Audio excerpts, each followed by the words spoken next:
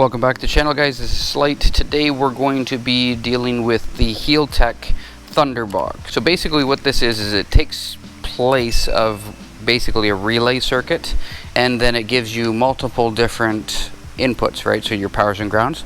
It just cleans up everything underneath. The battery connector terminal is only so big, right? So it's not going to be able to actually hold like 10 different wires. There's two different ones. There's actually the TBU01. There's also the TBU02.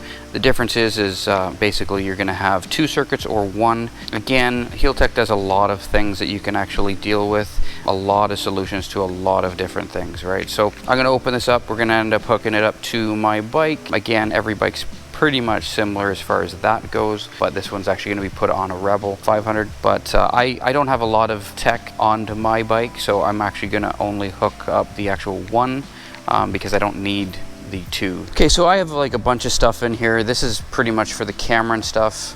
We are going to remove all of this. Okay, so I do have a couple things on here. I do have the power, battery tether junior, and I also have the power for this. We're going to put the ThunderBox with the camera. It actually acts like a smart relay type system. Basically, when I start it, it's going to automatically give power, and then when I turn it off, it's again like a relay circuit, it will turn it off. Again, the main focus is you're going to have circuited power, safe power with this system. If you have like heated gloves or power going up to your, say, GoPro, or this circuit will actually work for that type of stuff. Again, depending on your amperage draw, you might want to get the O2 just so then you could split up that circuit, right?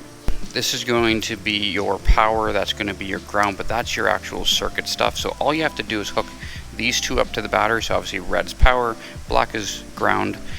This white is, I believe, ignition. It says that in the system they recommend not to use that, but it's just an option. We're going to end up putting it together.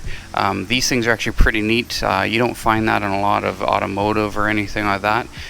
These are literally the same thing as some circuits and stuff like that for like electricians use these. They're pretty neat because all you do is basically pop them up and put your wire in there and then close them down. Do the ground first, that way if you do actually touch anything with the power, you're not sparking anything, you're not shorting anything out, right? So we're going to take this off, positive terminal in, the power first. So that's the power. We're going to do the ground now. Okay, so that's as simple as it goes basically. So your powers, your grounds, these are now going to be your power and ground outlet. So you can plug in your harnesses, stuff of that for like the camera or whatever you want. And all you're going to be doing is putting this in here. Pop one open, right? And then put one in. Put it back down. Now the good thing about this is actually it is basically like a fuse thing. If it does actually have a problem, it will give you the indication on here. So you'll see that it's flashing, now it's there, now it's power.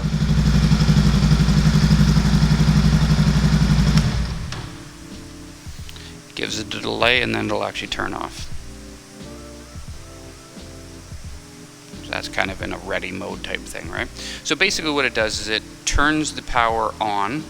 It gives it a delay, so it's not going to affect your starting or anything like that. So like if you're drawing enough from, say, your heated gear or whatever, it gives you a little bit of time, so then you're not actually pulling from the battery to be able to start the bike. It's actually pretty good technology, pretty smart.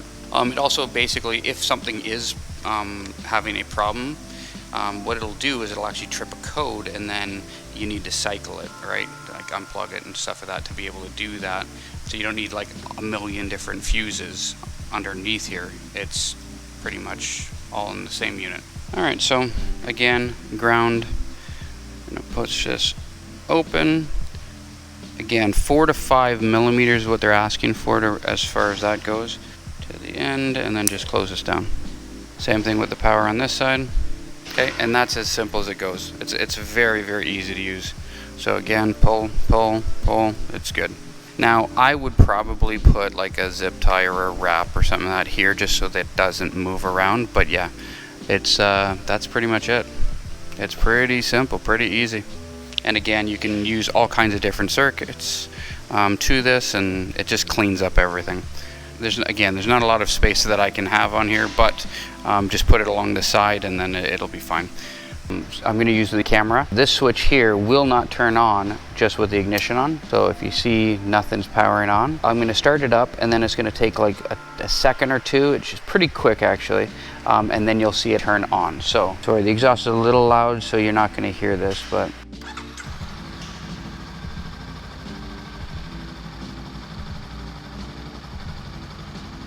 power's on now.